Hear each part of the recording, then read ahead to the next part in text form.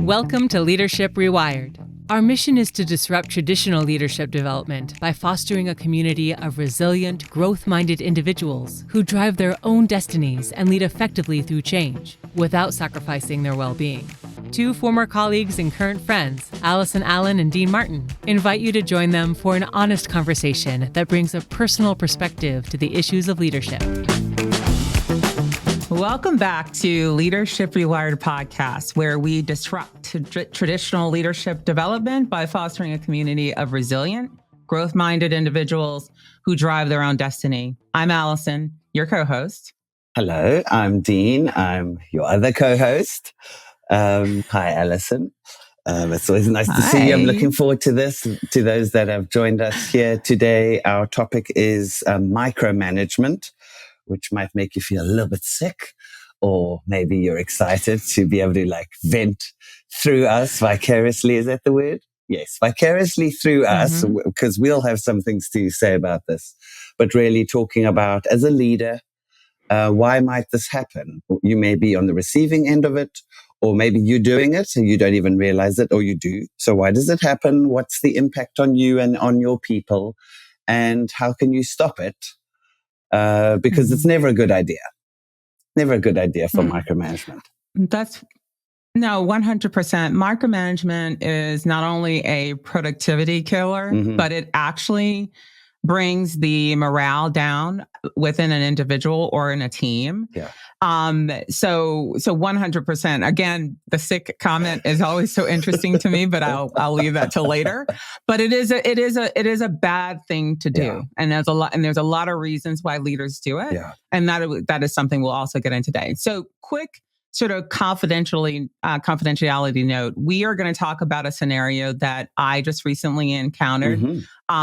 All of the scenarios that we bring to this conversation are anonymized, and we are using it with the permission of our clients.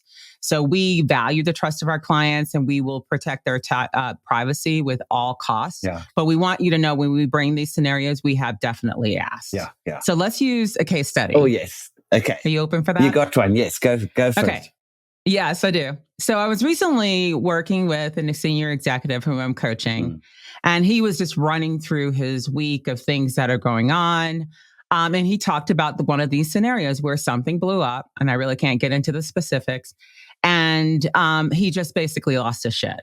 Yeah. So he bypassed all of his leadership chain that he put in place, and he went to an individual contributor who is a software developer, where he basically was standing over this person's cubicle or workspace and just, got their attention. This person was in their job. They were coding. They were feeling good about life.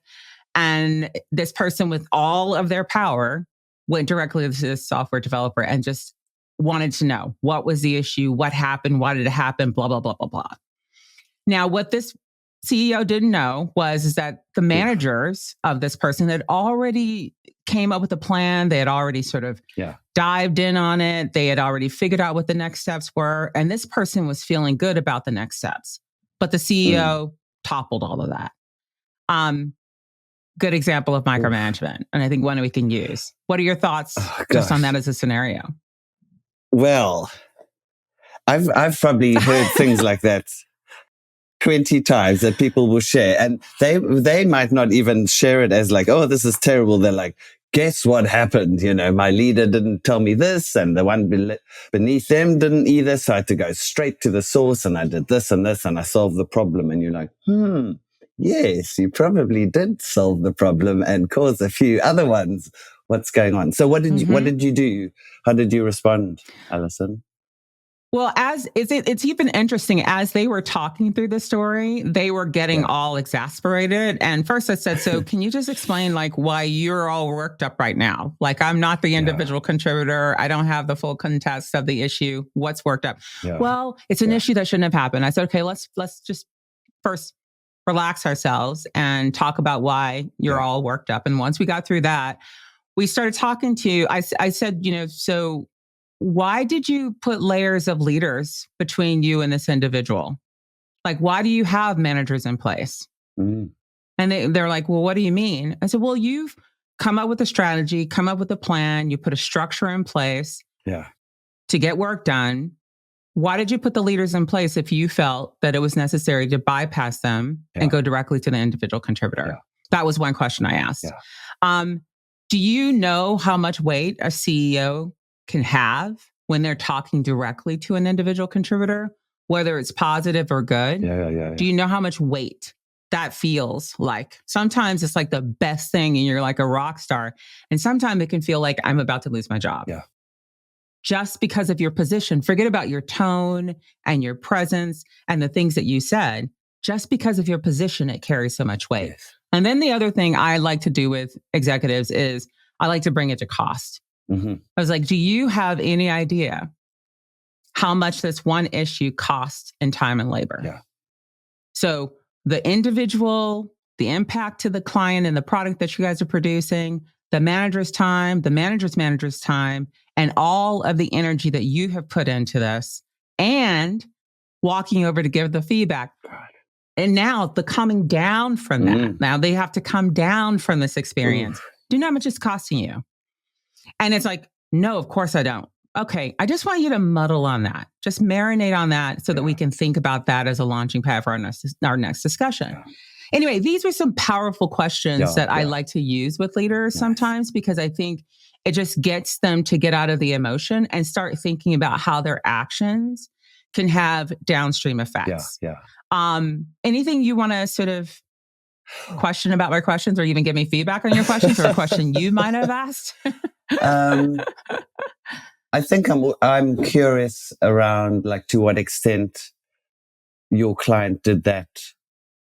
Was aware of the impact of that. I mean, I know you were asking that in that kind of way, but like, have they done this before? Things like that. How do they feel about it? Were they proud of their actions, or were they annoyed that they had to do that? Like, that's also would give us an indication as to what's their thinking process as to why they did that. How conscious were they of their action? Yeah.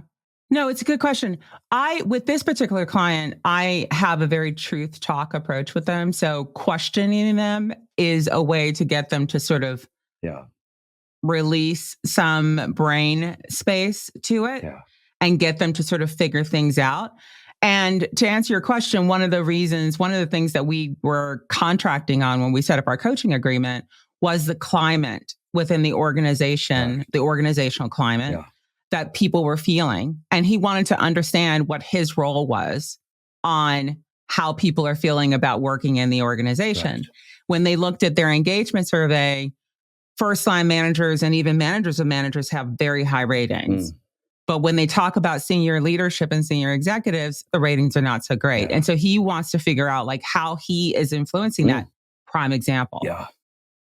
The issue took over. You bypassed all the structures that you've put in place, that you've made good, sound decisions on, and you took the issue on yourself. Yeah. That is not a great organizational climate to have your CEO show up at your workspace and give you feedback. And then everyone's watching that. Yes. They're having empathy for the software developer, but they're also watching and wanting to never have that happen to them ever again. So there was some awareness. Yeah. But connecting the dots for this client was super important. This particular action happened. This is the action that you took, and here's the impact of that action. Yeah. And also tacitly showing, hey, this is probably good behavior. So if you were quite a senior leader there, are you looking and going, well, I don't want to be doing this, but is this some kind of behavior that is rewarded? Would my CEO or most senior leaders actually go, well done, you didn't mess around and finally you just got stuck in, sometimes you just have to go to the source. Would they actually be endorsing that? And then that's running in direct conflict to, or contrast to, what the organizational culture is that has been the espoused culture. This is what we want to have, but actually you've got senior leaders doing something quite differently because it's being modeled. Right. Yeah. No, it's interesting because I don't think that. No, it's a good question. I think I'm going to add that to my questions when we have our meeting next week. But I don't think that's the culture that they want to produce. No. Like, I think that this leader is really looking for, what am I doing that is causing this organizational climate to not be great? Yeah. So I'm going to go on the record and say, I don't think that's what they would want, or would say, yeah, that's great. Go do that again. But it's a really good question. And I think when we're talking about unpacking culture, this might be one of those questions where we would want to sink that into the conversation. Yeah. Do you want to give sort of our listeners sort of a definition of what is micromanagement? Sure. And let's be quite specific about what we mean by micromanagement, because you and I are saying it's not cool. So when are there times when some of these behaviors are appropriate? What's the context? So micromanagement would, be being excessively involved in your direct reports' work, being reluctant to delegate, overly correcting their mistakes, being quick to actually even do work for them, take work off their plates, or something that's clearly their remit, you getting involved in with or without their knowledge. Sort of like doing the work for them and being very specific around how it's done. Less results oriented in terms of what's the outcome. But if you're going to do X, Y, if the result we're wanting is X, Y, and Z, this is exactly how it must be done, rather than, I don't mind how you do it, or here are a few key steps you must follow, but rather this is specifically how. So it's that excessive involvement and the overcorrection. What did I miss?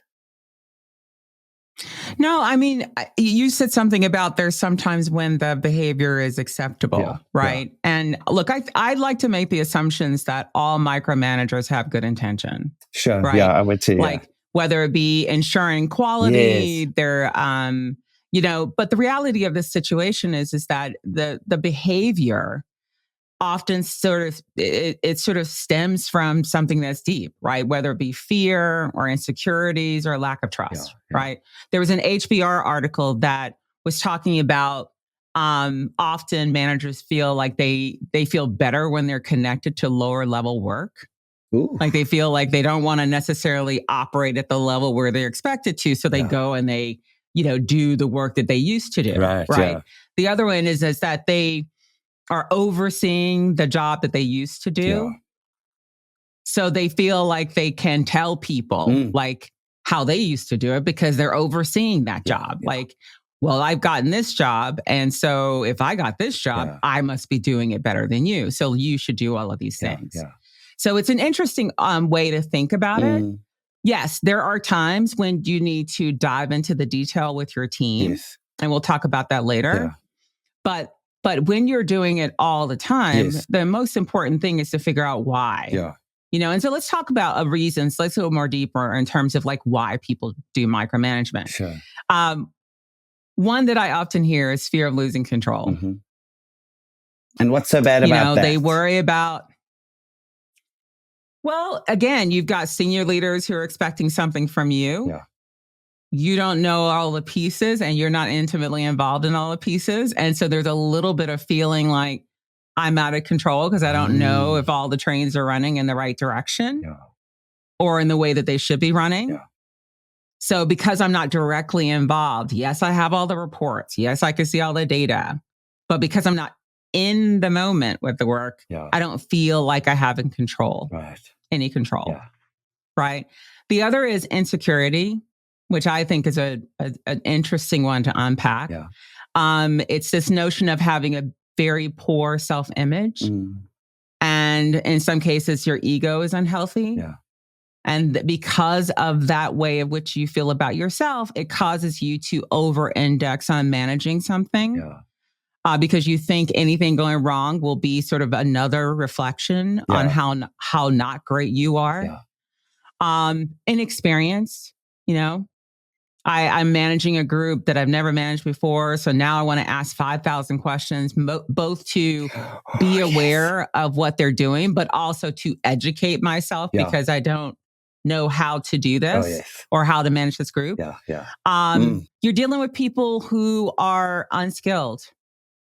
they in themselves are learning about a job, or learning how to do a job. Yeah. And so you are, they're unskilled, you don't trust. And so you got to get in and mix it up with them versus seeing what they can do or what's possible. Right. Yeah. Sometimes I often use this example of like, I talk to my team. I'm like, I want you to make a cake. Now I have in my mind exactly what that cake should look like, what it should taste like, how moist or not moist it should be. But I tell you to go make the cake. Now, at what point do I get involved? Do I get involved once you bring the cake to me and say, here, this is great? Do I get involved, as you're making the batter, just to make sure you get that right? Do I get involved with the icing or taking it out of the oven? Like, at what point do I get involved?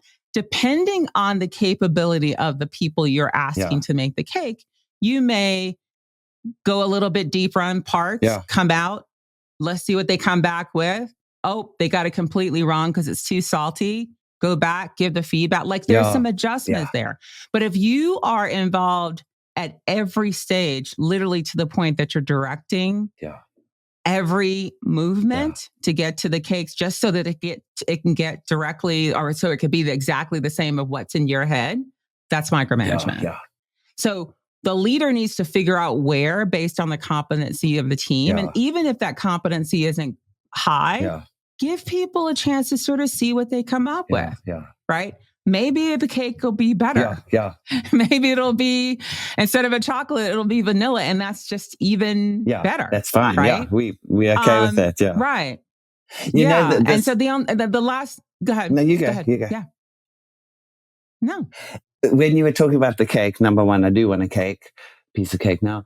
Secondly, this is actually almost about delegation. You're giving somebody something to do. And I don't want to derail us by thinking about micromanagement and delegation. But what is the connection? There's actually somebody has a role, somebody has a task or remit.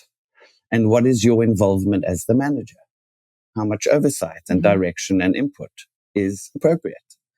And that's the same as when you're delegating something. And I actually created this thing a long time ago when I was running some leadership development curricula called the 3 T's and me. So the 3 T's to help a manager think about how am I delegating, or, how do I avoid micromanagement, is thinking, and you've alluded to these things, Allison, the task, the time you have in the team.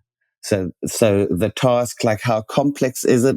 If you really are asking for an incredibly complicated thing, like a complicated cake, then maybe it's wise that you actually do give quite a lot of direction, or maybe it's something simple, then you can ease up.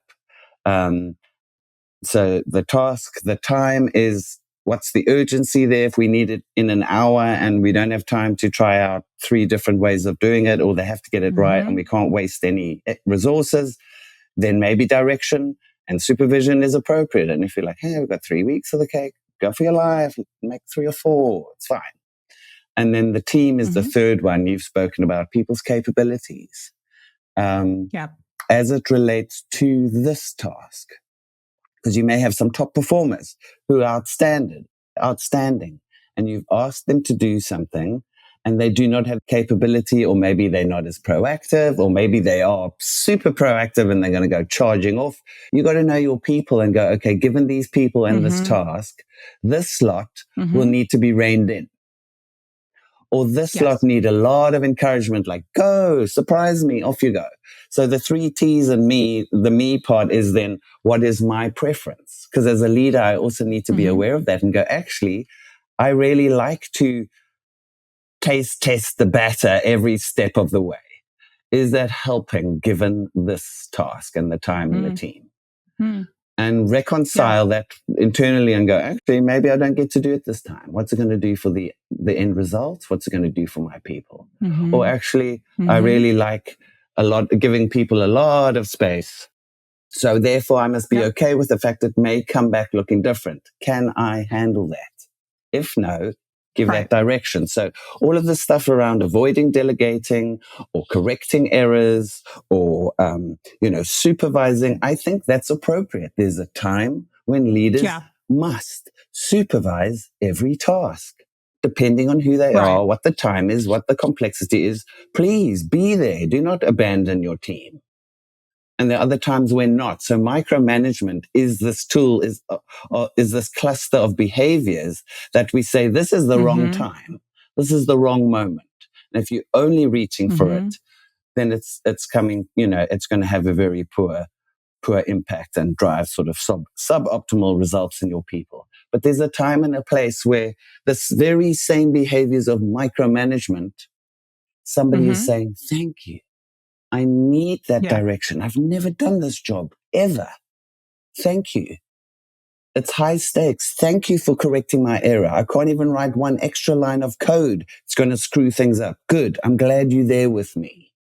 So it's really about the context rather than just don't do this stuff, folks. You're naughty. No, you can do it. No, you're doing it. Realize, is it an appropriate set of behaviors you're reaching for?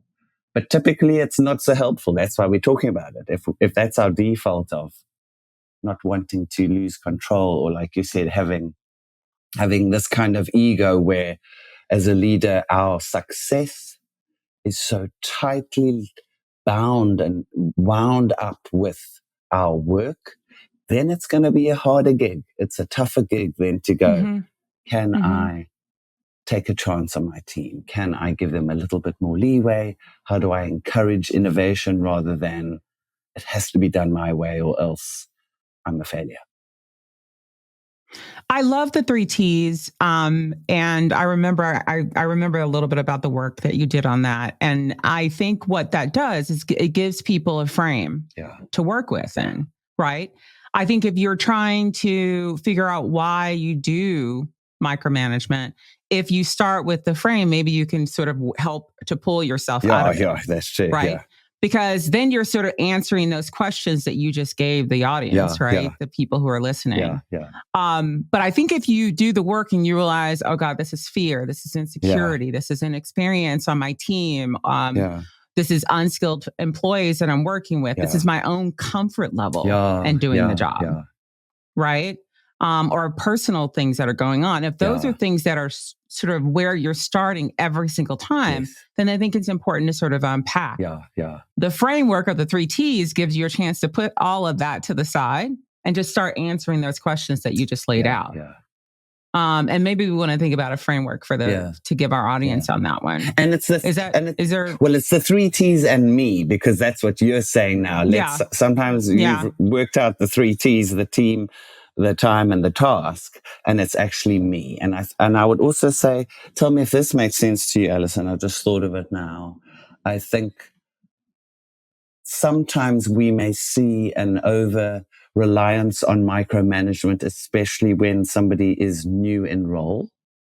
Not always, but maybe like you spoke about, I'm now overseeing, I've been promoted, I'm overseeing a number of functions, two or three of which I may have expertise in.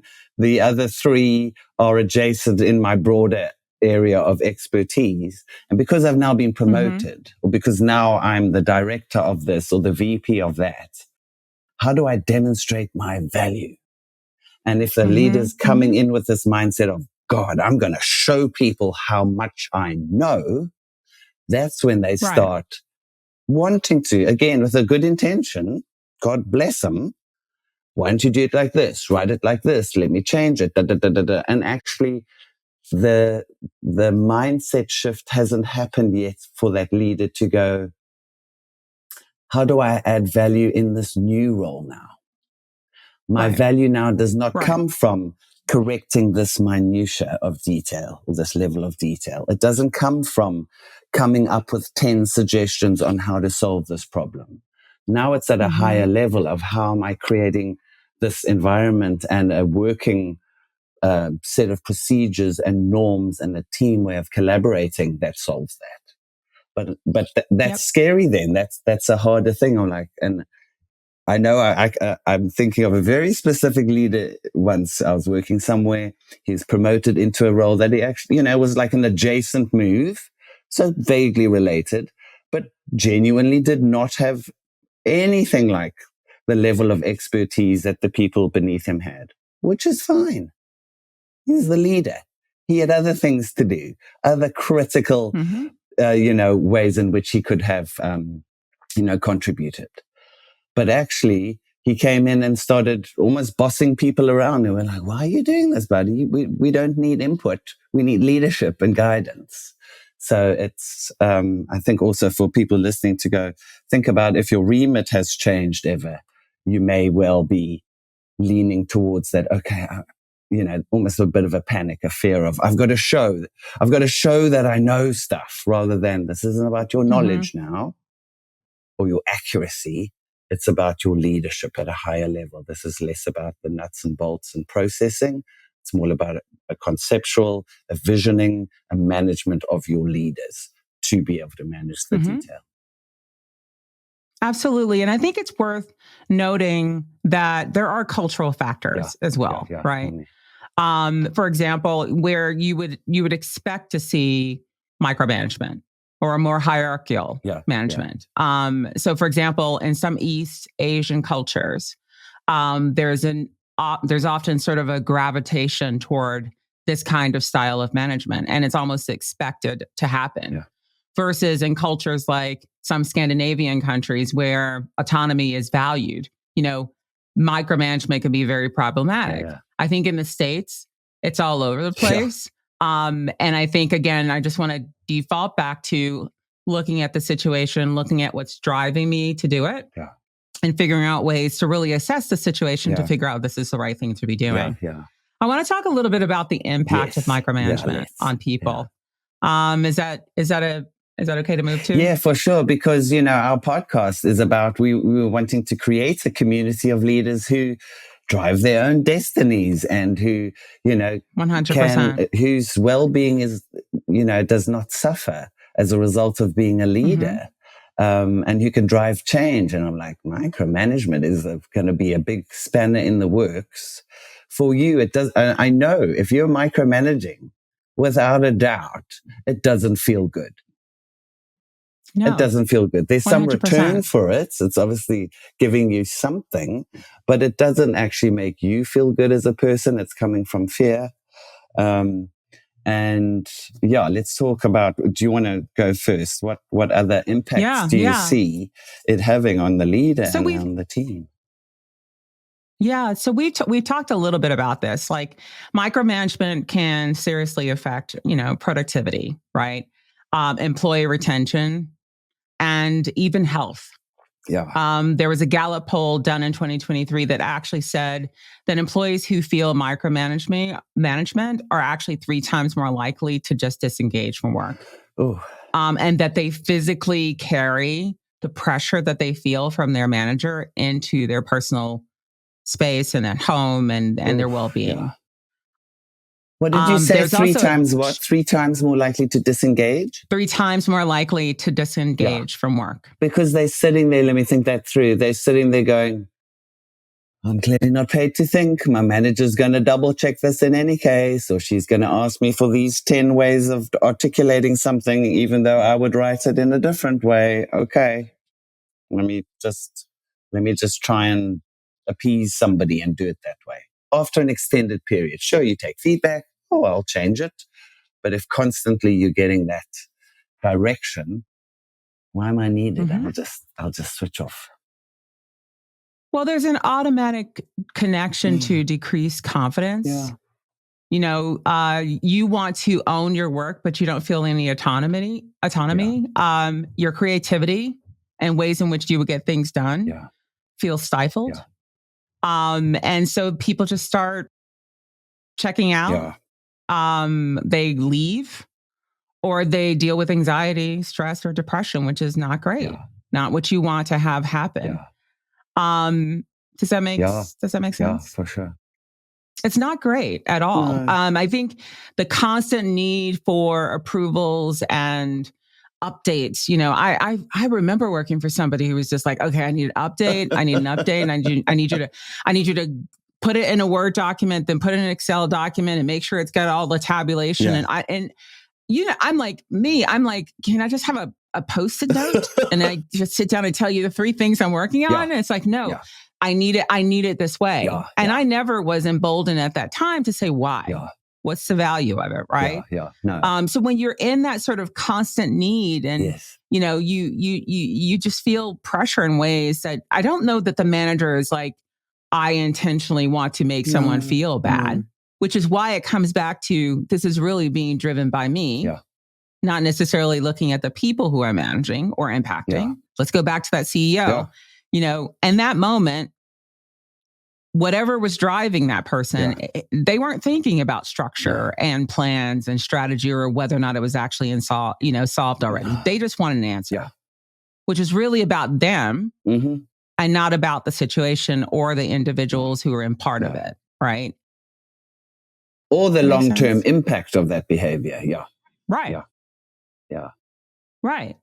I don't think, I don't want to give it a name because I think it's bad to give it a name that's not necessarily like coachy like, but it's like in that moment or in the experience of micromanagement, it is all stemming from self. Yeah.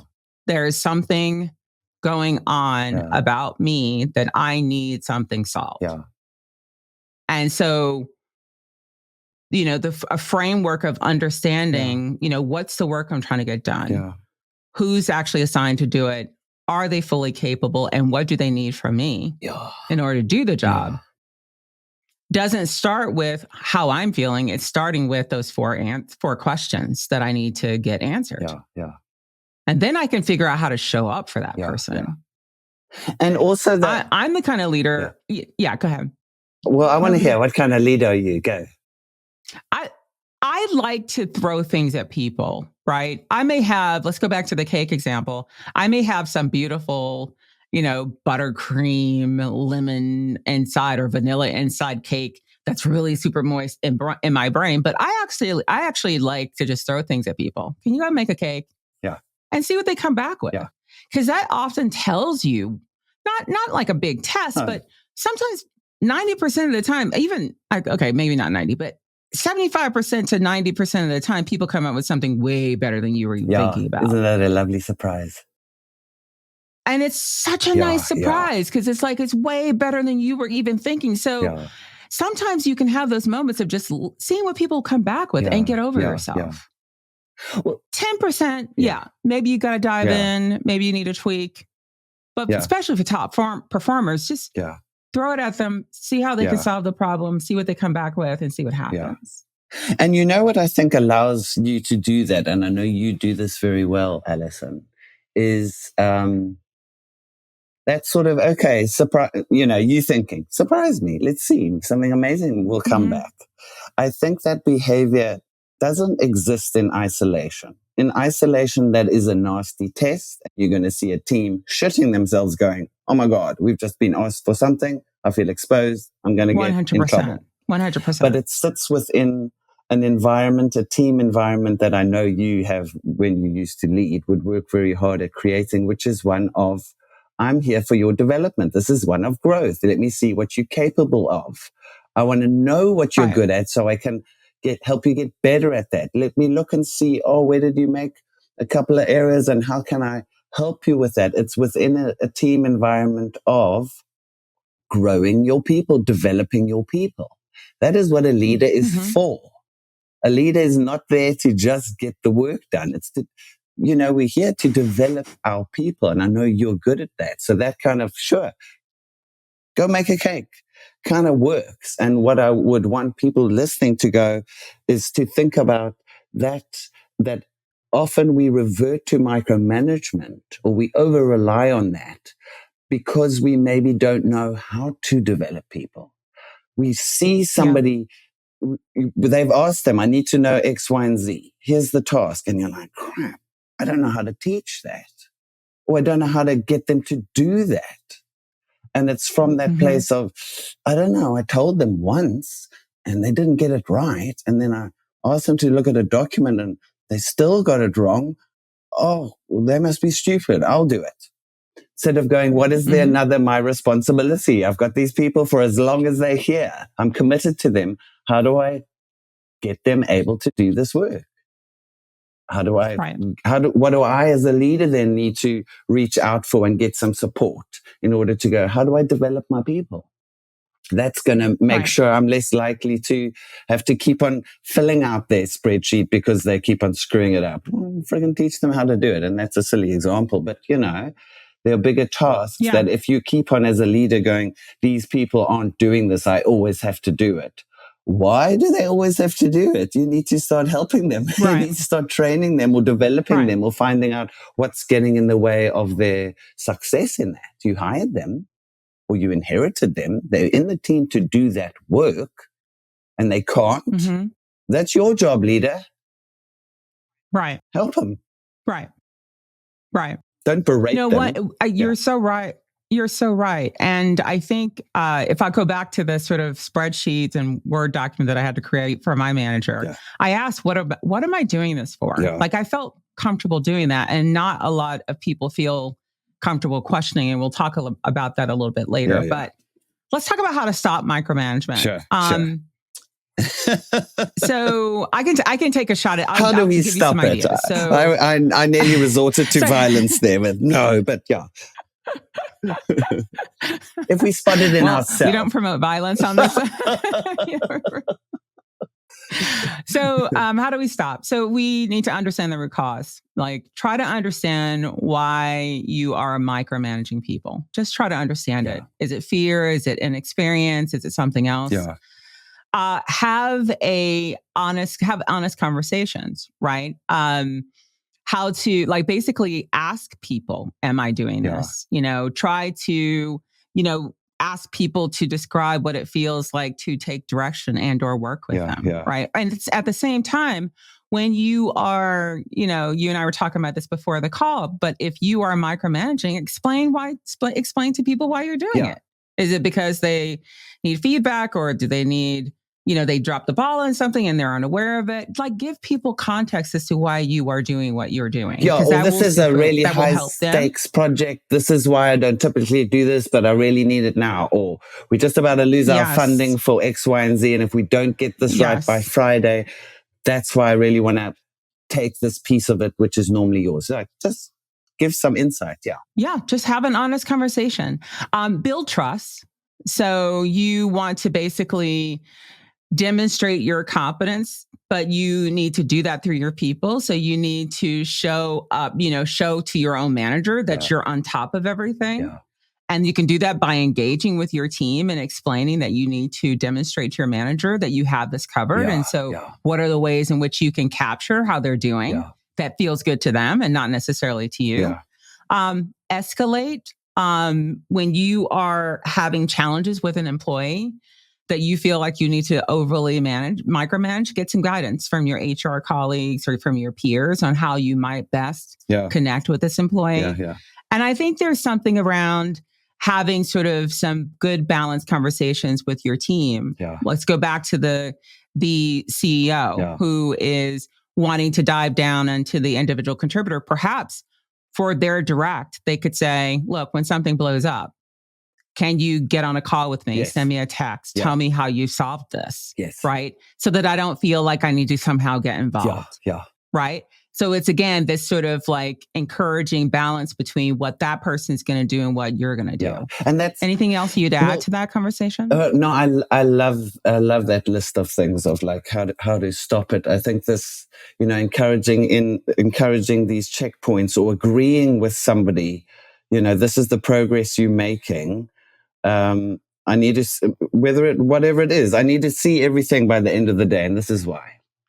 Or I'm just, let me have access to it so I can pop in and out and have a look and see how you're progressing. But we're only going to do, our one-to-ones on a Friday. But it's for you as that manager, also back to the 3 T's and me, to look at it and go, given the time, the task, and the team and who I am, what is appropriate? We're not saying don't micromanage and now friggin' turn your back and look away and don't care. But you might need to go, I really want to ping them. I want to send them a Slack every 10 minutes. That's not appropriate. Let's agree. Hey, how about every morning we do a quick stand up and I find out and this is what I need to know. Agree it. Yeah. I used to tell my directs, I have many ground rules, but one was I just don't like to be caught off guard. Yeah. Like go do your work, get things going, run out there, but I don't want to be caught off guard. So if there's something that could blow up, that I gets up to my manager, and I don't know anything about it, and I'm caught off guard, that's not great for me. So I don't want to be caught off guard. So you define what that looks like. And they'd say, well, how do I know? And so some would over-index on telling me everything. And so through our coaching and our one-on-ones, I would say, okay, you're good. I don't need to know about that. Political for me looks, so I would describe, okay, CEO might get involved, the executive vice president might get involved, something with finance that's going to cost millions of dollars, or we didn't make a deadline on something and a C-suite member is really upset. I want to know about those things. So sometimes crafting that agreement gives people a frame, and you don't feel like you need to dive down on everything else. And let's do a role play. Okay, before we do, I want to just say something there. Even in crafting and in giving that context, as I was hearing you talk, I was like, okay, imagine if I was on the receiving end of that. Our podcast, we're talking about leaders and how do you create the kind of environment for your people to flourish? So the context is important, but it's also about that umbrella. How are you protecting people from that stress? So even if you as a leader are like, holy crap, if we don't get this done, finance is going to lose their mind and this is going to blow up and everybody's heads are going to fall off. It's going to be terrible. You are still protecting your people from that energy to still say this is important, but you're not having a nervous breakdown in front of them, saying this is really important. And this is why I need us to check in every Monday, or this is why I'm actually taking this piece back off you. It's really key. It's for blah, blah, blah, blah, blah. But we got this. And not to let that tension and that sort of high energy terror actually trickle through as well. Because otherwise I've given somebody the context and I'm still terrified going, oh my God, this is terrible. This is just up the stakes for me. Let me rather see my manager and go, I want to have her back. I know you will be asked this in the next board meeting, or you're just about to go meet with the head of whatever. So therefore it makes sense that you and I go through this PowerPoint another 5 times so that you are confident. Let me help you rather than it's spun around. I've got to meet with these people and this PowerPoint doesn't make sense. And like, same desired output, terrible outcomes there. Feeling very stressed and whatever. Give the context, but still protecting your people. You want them to be able to be at their best there. What did you say? You wanted to do a role play, which most people... Yeah, let's do a role play. Okay, what am I? I just want to say +1. I want to say +1 to what you said. That was really perfect. Let's do a role play because we've not done that before. Okay, good. And I really need you to get into your character, Dean. Yes. Because you are a micromanager. Wonderful. And I need to, the kind of culture that you've created is that you like to hear from your people and you like to get feedback from them. So now, if you don't have a culture like that, this may not work, but let's go with that. So maybe, can I even suggest something? I want a change of language there. Yeah. Would you mind, instead of labeling me a micromanager, could you maybe label me as somebody who has been demonstrating a lot of micromanaging behaviors? Yeah. Okay. And then that sort of allows me to be like, oh, okay, yes, I'll come in. I'm somebody. Yes. Okay. So who's starting this meeting? Dean. You are. Oh, you are. Hello, me. Allison. Hi. Do you have a moment to talk? Yes, for sure. I really want to discuss something that's been on my mind lately. Okay. Is that okay? Yeah, please. What's happening? All right. I really appreciate your attention to detail and your commitment to everything that our team is doing. However, I kind of noticed a little bit lately that you've been checking on my progress literally multiple times a day. Yeah. And that sometimes, there might be small corrections, and I think they're small because I didn't see that they were adding huge value, but small corrections on the work that I'm doing. Right.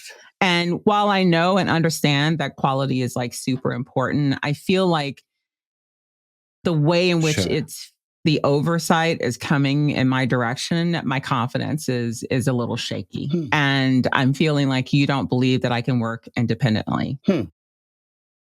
Oh, well, thanks for telling me. I think you can work independently. I think I'm just, really a little bit nervous about this project. It's really important. My manager's asking me for updates often. And I sort of feel a little bit like I need more information from you. And that's why I'm going into that document so frequently. And then if it's not there, I can't get hold of you. So I'm just writing it myself so that I've got that answer. No, that context was super helpful to me because I didn't know that was happening to you. Yeah. And I don't want you to ever feel out there and, caught off guard by anything. Sure. So what do you think, can I just make a suggestion of what we can do to sort of make this work for both of us? Sure. Yeah. How about we have in our weekly one-on-ones, why don't we have sort of a key milestones check-in specifically on this project? Okay. And, that way I can explain to you anything that I see that's, maybe slipping or things that may go wrong. Yeah. And this will give you a chance to sort of know where I stand. Okay. I thought I was giving you enough detail, but maybe we can get even more specific around the milestones. Sure, I think so. Rather than sort of this regular sort of frequent update. Yeah. The one-to-one is the perfect place for me to sort of explain where things are and answer any questions that you have. Okay. Of course, if something blows up and you need a quick answer on something, you can shoot me an email, but how could we try this out? What are your thoughts? We can try that out. I've got a few ideas. Can you help me understand what's important about that for you? That we just do the weekly milestones instead of me just popping in and out? Because that's how I like to just when I've got a minute, that's how I just like to work. Well, I like to be heads down and in the work. Mm-hmm. And the frequent sort of checkpoints are distracting. Huh. And often I'm having to, when I'm engaged in something, I have to disengage and now focus on what you need. And then I have to then re-emerge myself back into the work. Whereas for our one-on-ones, I know that's all about you and I getting on the same page. Okay. And I go through specific actions to get ready for that meeting. Right. Yeah. And I know one of them will be to get you really immersed into this project, and I can get prepared for that. Okay. I'm not always prepared for the frequent sort of checkpoints. Yeah, I guess I suppose that's helpful to know because truthfully, I've sometimes been really frustrated when I've asked you a question. I've quickly sent you a Slack or whatever, and then you say I'm not sure, I haven't got there yet, and it just makes me very nervous. Right. But again, your Slack is coming out of the blue. I haven't had a chance to sort of work through it. Yeah. So I suppose I'm getting nervous, and then I'm kind of creating the very thing I don't want, which is a feeling like I can't trust you or that you don't know what's happening. Yeah. But it's probably because I'm asking you at times when you don't know that detail right then. Yeah. I'm sorry. That's not my intention for it to have undermined you in that way. You're really important. And we've hired you because of your skills in this area. So weekly milestones you suggested. I wonder, can we do a little bit of a compromise there? Can we maybe also do a Wednesday meeting just until I feel like we've made enough more progress on this project? Is that all right? We do a Wednesday. And we're just talking a standing meeting. Yes. Is that what you want to do? Yeah. I'll send you for early Wednesday mornings. Yeah. We'll keep the weekly milestone ones. And then I'll try to keep a handle on my the frequency of my quick messages to you. Sometimes I may still need to do that, but now I understand at least the impact it has on you, and I don't want to distract you. I know you've got many other things you're leading. So thank you for bringing this. Is there anything else I should know? End scene. That was really, really good. Beautiful. And I really appreciate that moment in which you're sort of when I call you, sometimes you don't even know what's going on. I know you don't. Come on. Yeah. Which is exactly what a manager would do. Well, when I call you, you don't always know what's going on. It's you're disrupting me. Yeah, I know. You're asking me some crazy things. Yeah.